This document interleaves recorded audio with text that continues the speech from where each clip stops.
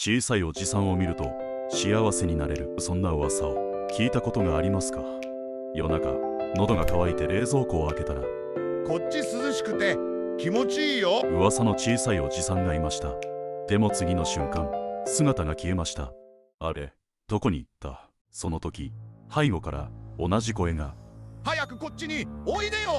光に照らされたその顔はもう小さいおじさんではありませんでした。暑いなら冷たくしてあげるよ。小さいおじさんを見たらついていってはいけない。